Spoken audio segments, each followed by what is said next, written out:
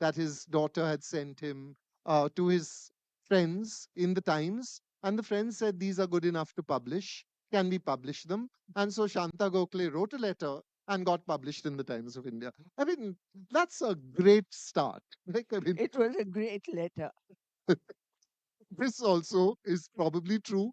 When I did the Essential Shanta Gokhale, which is a collection of her writing, which I think takes in about 50 years of writing at least, which is available in a bookshop not very far from you. I was startled at the variety of the subjects and topics and things that she'd covered. So I think maybe we would start there, Shanta. You have obviously a catholicity of tastes, which is spans theater, music, both Western and Indian, dance. You write with great, in a deeply informed and connected way about all these things. How did that happen? Was it just the city of Bombay around you, or Um, Putting it briefly, my mother, yeah, my mother and her entire family sang, played instruments. You know, they could just pick up an instrument without any training, start strumming, and a melody would be born. So that's music. I was taught dancing because, like many children, I showed a sense of rhythm and Kathak? began with a kind of Kathak. I must say that Mumbai is not, or then was not, very well educated in dance. Maharashtra, just briefly, the history of theatre in Maharashtra begins with the Raja of Sangli telling one of his courtiers, "You will please write a play like the Dashavatars, but no dance, No dance. no dance. There shall be no dance." And therefore, there never was any dance in Maharashtra. Do we know We anything only about? have we only have tamasha. We don't have a classical dance at all. So when the time came for me to learn, um, my mother didn't really know who to go to, what to teach. Some chap who had come from the north and said he was a teacher of Kathak. So fine, get 12 young girls together, send them to his class. And so we danced pretty happily. After all, there were movements and there was footwork, etc. Till this gentleman decided that correcting young girls to make the movement right, yes, Oh God, yeah, yes. that sort of thing. Yeah. So parents took objection, teacher was kicked out, Kathak was stopped, on to Bharatanatyam, a good teacher, good learning. But meanwhile, I had become interested in badminton. Another form of dancing, except that So, so it was a conflict between each time I had a dance um, lesson, I would say, "Oh, so and so is playing, I could be there."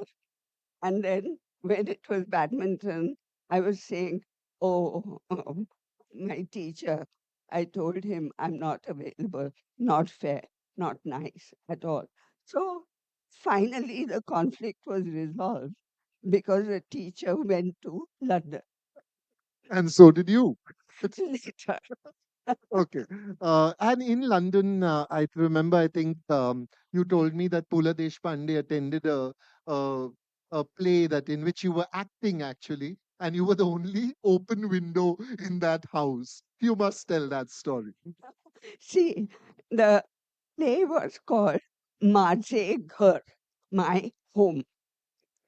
And Pula Deshpande, being the wit he was, and a friend of my father's, wrote, "In this home, the only window that was open was your daughter."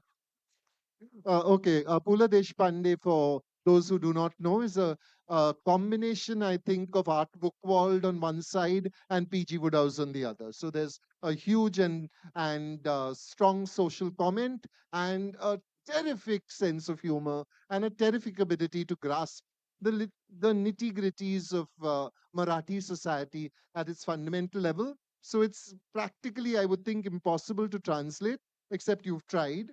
And she's also tried translating PG Woodhouse into Marathi, which I think is like absolutely. I want to read it because I'd like to see how Bertie Wooster comes across in Marathi. It would be such fun. So generally, you've spent your life with language and words. Would you like to talk about that language and words? Um, Actually, I discovered um, I wasn't very good with words in speech. No, I wasn't. Yeah, When you were 12 or something, or 8 no, or 4. no, no, no, no. For ages, till I walked into a class at Elphinstone College, where I was appointed on a temporary basis. And I saw 150 students before me. Um, and suddenly, my vocal cords came alive. I don't know how, but it was so magical for me because till then, I was like in a room full of people. There was me in a corner, hoping no one would notice me, no one would come and talk, because I don't know whether my voice would come out whether with sensible words or not. I was that bad. But, I but, with pen and paper, words flow. So that was my relationship with words. And some of my friends, even now, old friends, say, Shanta writes, she doesn't talk. Actually, you get emails from Shanta which are actually works of art. I mean, in the sense they are well scripted emails. I wanted to talk about that first novel, Rita Velinkar, and its somewhat tormented life. You know, you've often said that the feminists did not think it was feminist enough for them. So, would you like to just start with where Rita began? Um, Actually, where feminism began in Bombay. Okay. Okay. And back then, we were at a stage where women, strong women, I mean, all women had to be strong first. And secondly, you therefore then had to bang the door of the house and walk out, like Ibsen's Nora. Yeah. Okay, that was the icon. And when I wrote Rita, the protagonist is the so-called other woman, and the entire novel is through her viewpoint, and that uh, became very tricky for feminists because it meant that you were destroying the sisterhood, where the other woman should actually, as a woman, be thinking of the wife and not entering into a relationship. So that was my first sin. And the second sin was that my protagonist was not born a feminist. She grew into being one through experience. And that, for the feminists of that time, um, wasn't a strong enough statement. Now, had they said anything at all to me, and all my friends were activist feminists, Had they just opened their mouths and said why, I would have discussed the whole thing with them.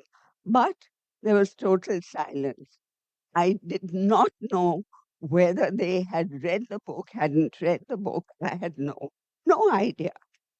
But much later, I came across a student um, who wrote to me and said, "I want to work on Rita Velinkar." So I said, "Is it still alive?" And he said, "Oh, ma'am, how can you say that? It's our classic." So that stunned me a little. And then I have heard from various corners of Maharashtra. There was a letter, for instance, from someone teaching in Latur or some such place. He said, I have this as set text and I'm reading it with my class, and I can see their eyes are opening and their mouths are falling open. And I'm very happy to be doing this, ma'am, because I think I'm leading the young minds into a world in which they should now learn to live. I said, wonderful. This, this is something I had never ever expected for Rita. I had written to the publisher and said, this is just a small first attempt. And he had said small, but uh, big. Yeah, That's a lovely he way had to put said it. Yeah. that. Yeah. Okay, mouse. Yeah. Okay. So I just want to go back to the fact that, your first attempts were poetry, I think you told me. And you showed them. Still, I would love to see them. But anyway, and you showed them to Nissim. You want to tell us that story? Yeah. Well, very mistakenly, I thought that they were at a point where I could send them to Nissim.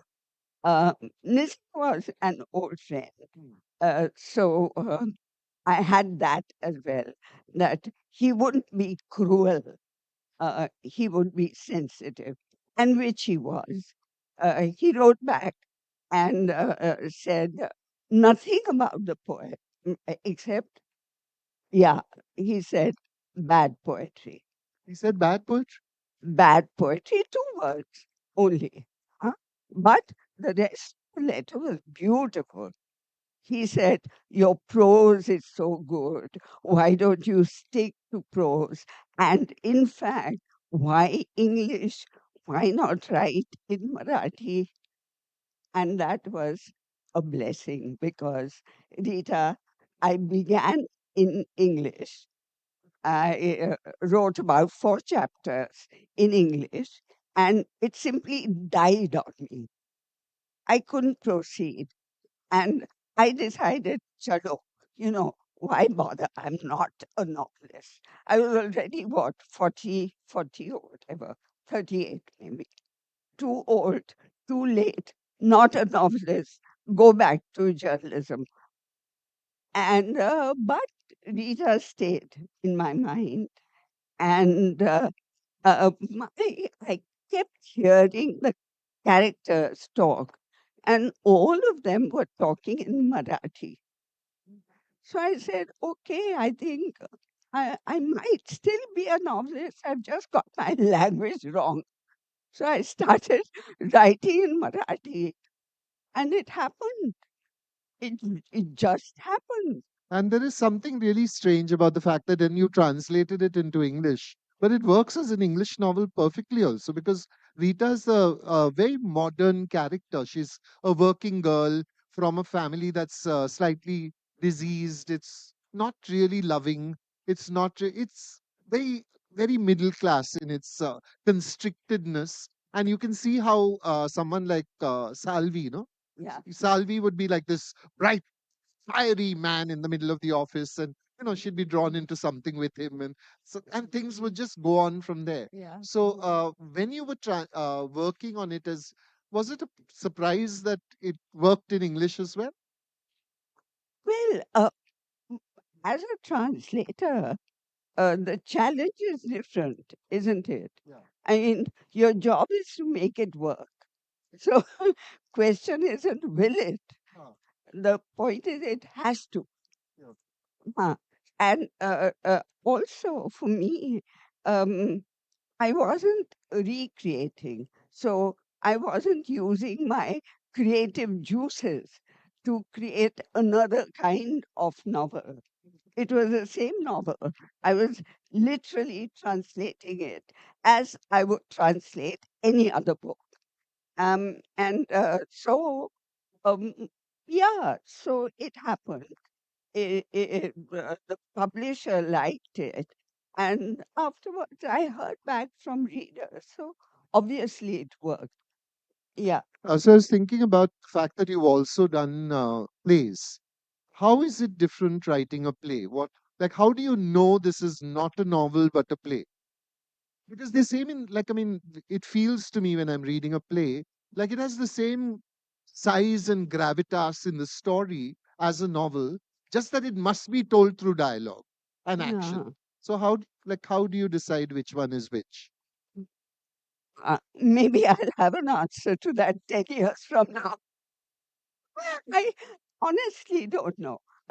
What I do know is that when an idea comes, uh, it comes as a play. And there's no question. I'm not saying this could be a novel, it could be a short story, but I think I'll make it a play. No, I don't have a choice. So I think there's something about, see, a play has to have some kind of dramatic conflict. And not all ideas that come to you have dramatic conflict. Rita had mild, Profile had very little, or it, as you like. But as far as plays are concerned, um, I read something, piece of news, or I hear something, or some stories have been gathering, and they all seem to connect together, and they cry out, "I'm a play! I'm a play!" So I write a play. Okay.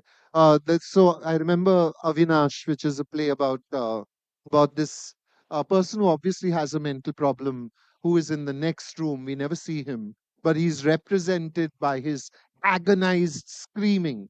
What was it like to see a play of yours on stage? First, very scary. Yeah, because you've imagined the play in a certain way, and now, well, now meaning since the 60s, when the director became the maker of the play, the chief maker of the play, um, directors um, uh, impose, yeah, I'll be frank, they impose their will on the play, and the writer doesn't get a look in. Okay. Okay. Now, the person who did Avinash was Satyadev Dubey, and he was an old friend. And he said to me, all this, this open end business doesn't work. Let's have a proper closing statement. So I said, no, yeah, I mean, the idea of this play is to leave questions, not close them. So he said, you keep that to yourself. I'm doing the play. Give me a closing statement. Otherwise, the Bhagavad would have written it himself also. Which was my biggest fear. So, so I said, okay, done. I wrote that closing statement. But then the play was translated into Hindi. We did it in Marathi, Hindi, then Malayalam, Kannada. And I thought, my God. my closed statement is going through all the languages. So I went back to my open ending. Sunil Shanbag was doing the Hindi play.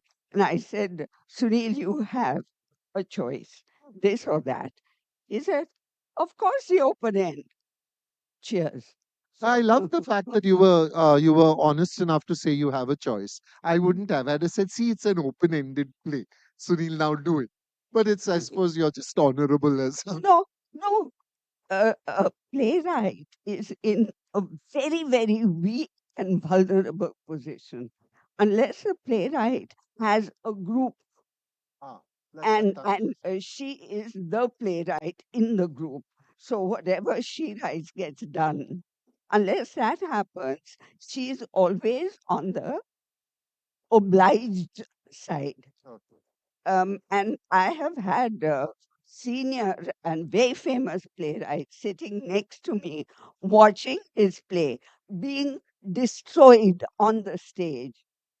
And I have squirmed and I have looked at him apologetically. And he has sat there very satisfied, very contented because somebody somewhere has put his play on that stage. Wow. Okay, Yes. and so, like, what is the position then of the screenplay writer, the person who writes for films?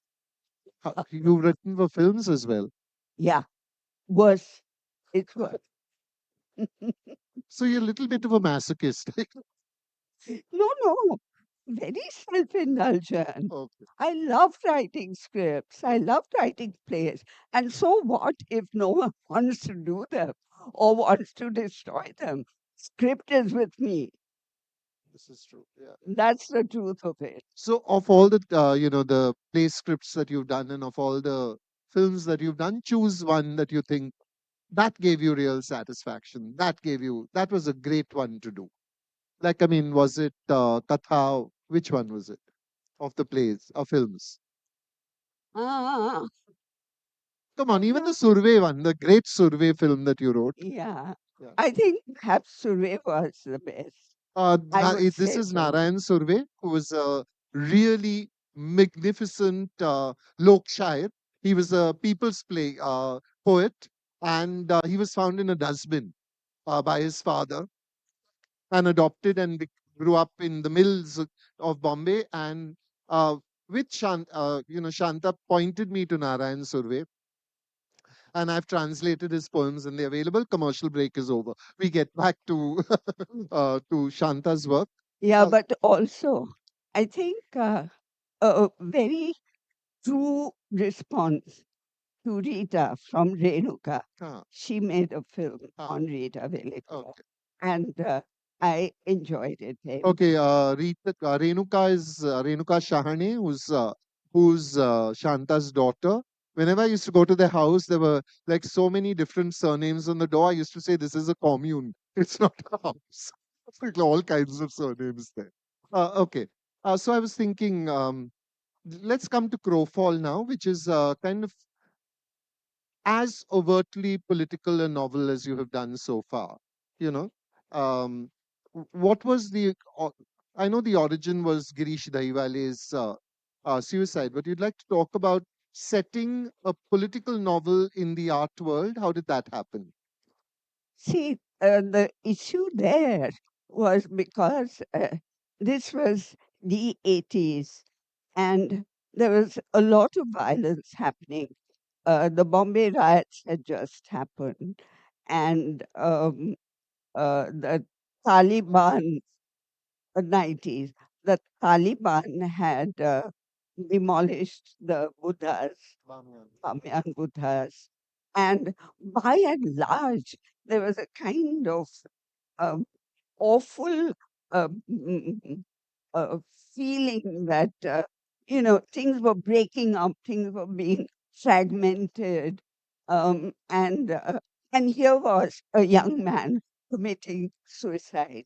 So somehow that suicide and the atmosphere of violence, political violence, and that together with a very fine a piece of writing by a ceramist, Iraqi, after the Gulf War. And her diaries that she kept, daily diaries, were published by Granta. Yeah.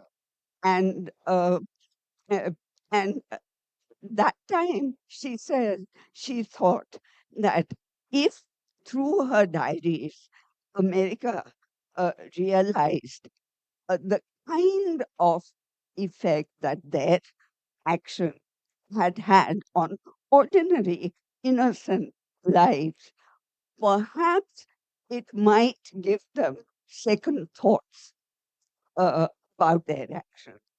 And then there was the second invasion, at which point she said, no, it doesn't work that way.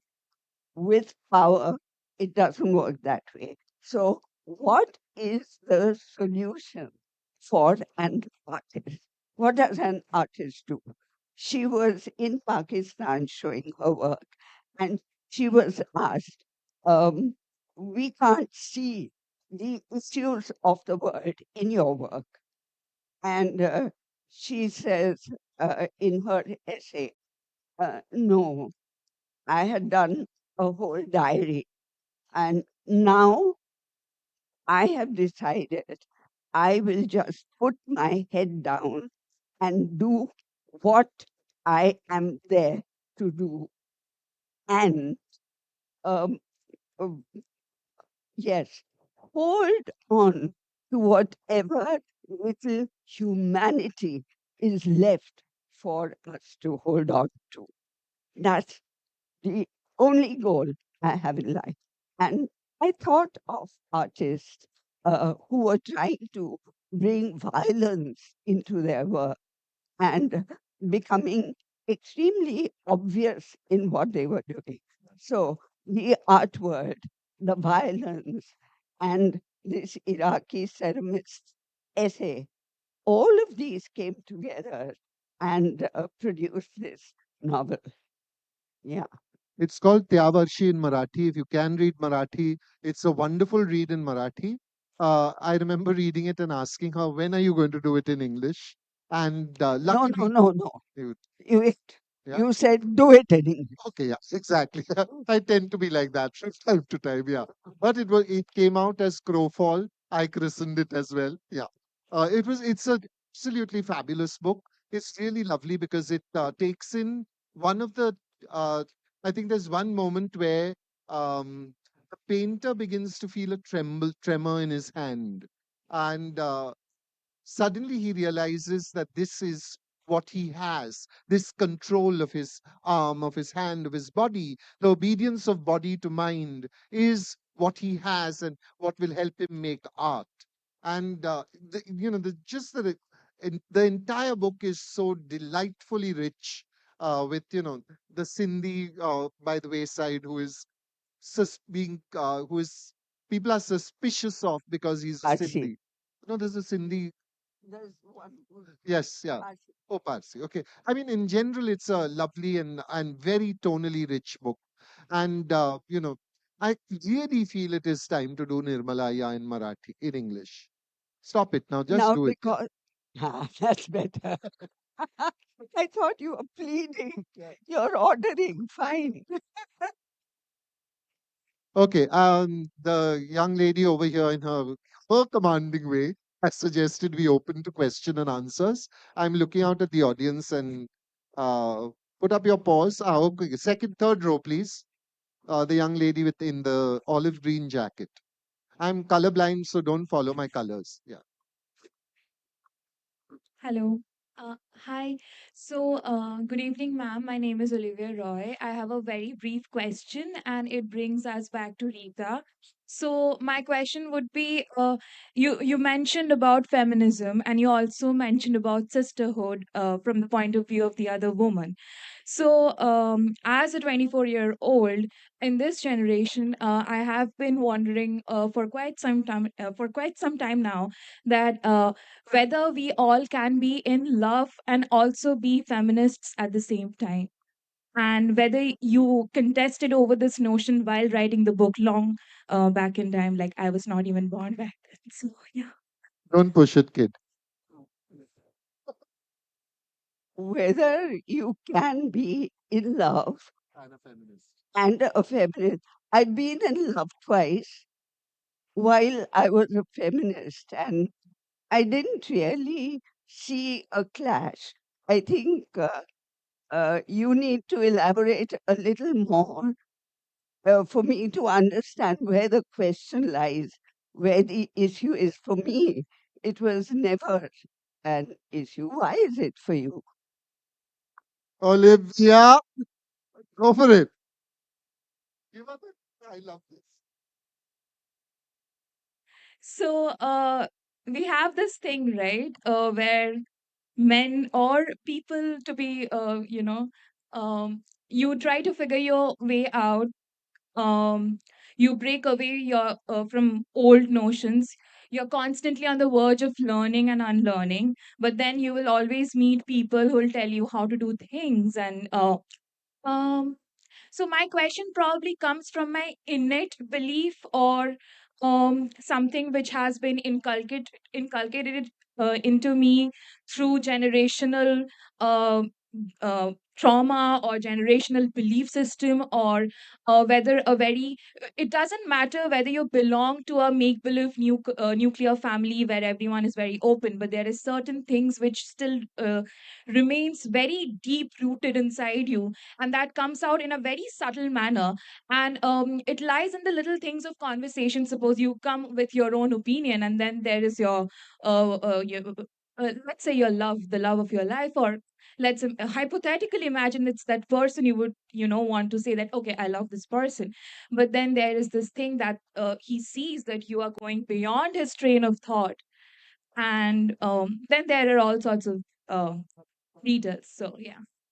Um, um, the beloved things, you're going beyond his train of thought. Yeah, That the beloved can't take a difference of opinion. can't take a difference of opinion. Right. Yeah. Um, see, it has to do, I think, um, really with individual circumstances, because um, in not a not a pretending nuclear family, but a true nuclear family into which I was born, we were encouraged to question, we were encouraged to argue, and all opinions were respected. My mother's opinion was respected by my father, and both of them respected daughter's opinions. So, on that score, I I don't think I could have taken a relationship with a person who was saying, "No, you shall not think that way." I wasn't used to it. So it would have been fut in the first instance. So obviously, I fell in love with people who were not going to tell me that. So it is like personal experiences ultimately matter, and uh, I, f- yeah, well, I feel really sorry for those who haven't had my personal experience.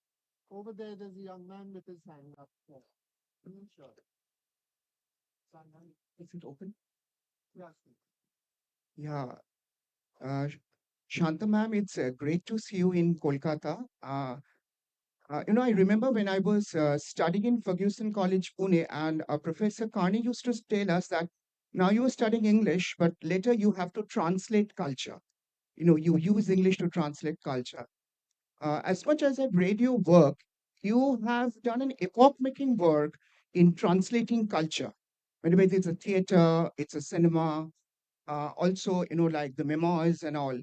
So, but in majority of your writing, what I have seen is that even just now when you were talking to Jerry Pinto, you said that you never wanted it to be a close-ended, rather you leave it with a question. And I think that is something very great in your writing. But is it something very consciously, or is it that in most of the cases when you are analyzing a text and all that, it comes with something that what you know is not the end of it all. It's like something that you leave it up to the audience to, to find the answer. Yeah. Um, well, the fact of it is that I don't know many things. I am always really wanting to find out what people think about any given issue. I don't have too many certainties. I have enough for my own life, but not as a generalized rule as such. So, um, um, like, again going back, that if there is free discussion between generations, then you also, when your children are born, uh, you're learning from them. I'm now learning from my grandsons who are teaching me, um, because I have been a reader all my life, and neither of my grandsons reads, and it earlier pained me. And then sometimes they would come out with a remark or make a very sharp analytical remark. And my eyes would pop, and I would say, "Where's that coming from?" "Nani, it comes from the tube." So I have learnt my lesson. I am not making moral judgments about the greatness of reading against, as long as my children grew up reading all sorts of stuff, comics, whatever. And I was told by certain Puritans, "Why do you let them read comics?" So I said, they'll come out of it. I have actually met 50-year-olds who still read comics, but I have confidence in my children that they'll be done with them. They are done with them. They moved on. So you can't really hold people back from doing what they want to do at that age. Um, you've given them the environment, and, and they come out. So I have that confidence. I just wanted to also say that one of Shanta's great repertoire includes a memoir in which I had a small hand, in the sense that I was harassing her to write her memoir, and eventually, because I have good ideas actually, she did it, but she did it through the medium of her body.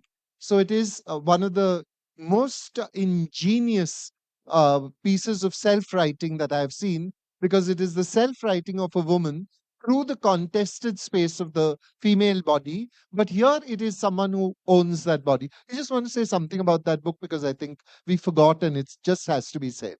So open to the Yeah, audience. yeah, no, Natya. We also Okay. want- No, no. See, this body thing came out from two problems. Um, I, I am kind of obsessively always wanting to be objective. If you write a memoir, 10 different people come into your memoir, and it's your version. You have the power. You are writing, you are going to be published, people are reading, and they're reading only your version. They're not reading the nine other people's versions, which would be possibly completely different.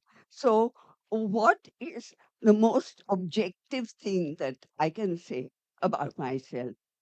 Heart, ECG, graph, that's mine. No one can contest that. Brain mapping, mine, no one contests that. And somehow, at the time when I was thinking about objectivity, I also happen to remember, um, as a end part of a dream, waking up in the morning feeling a strange sensation in my throat, and I recognized it as the kind of blood after my tonsils operation. The tonsils were taken out when I was about 7.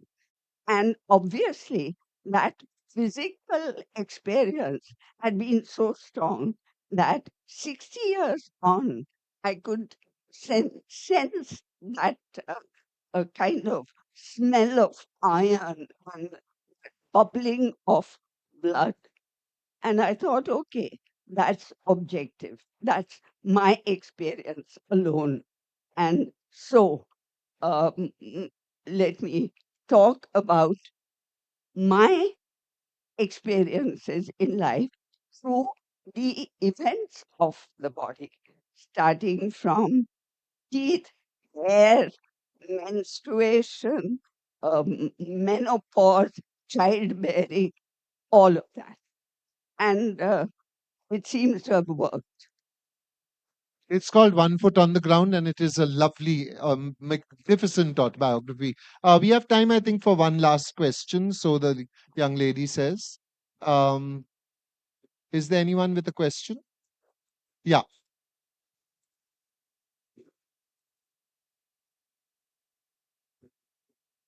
Hi. So the sense I got from your talk, you have experimented a lot with genres. So you've written plays, you've written novels, you've tried your hand at poetry. Um, I was wondering if you ever thought of like a mixed genre work, ever tried that? Because even with language, I was wondering when you said you wrote the first 4 chapters in English, but then you figured you couldn't continue and wanted to switch to Marathi. Why didn't you continue the story at that point into Marathi rather than, rewriting again or something like that. Uh, I don't know. Maybe because I'm a purist, because, see, in my house, if I was speaking English, I couldn't bring a word of another language in. If I was speaking Marathi, I wasn't encouraged to bring in a single word of English. So I grew up speaking both languages um, very purely. Um, Maybe, I wouldn't, I mean, as an exercise, actually, I wouldn't mind writing uh, not just a dual language, a treble language. Bring Gujarati in also. If I knew Bengali, yes, that too. And it would be fun for me to do. But if it's a play, I don't really know how the audience, would I be unfair to them? Some people uh, understand some part of it, some others understand another part of it. Would it be a kind of self indulgence? Because I know 4 languages, so I'm going to write in 4 languages. I don't know. I've actually never thought of it, frankly. It's the first time that idea has come to me at all. I think that is time up. And so thank you all so much for being a wonderful audience. Shanta will be signing copies of her book. I hope you will buy large numbers. You will be rewarded by the beauty and the generosity of the spirit of those texts. Thank you so much.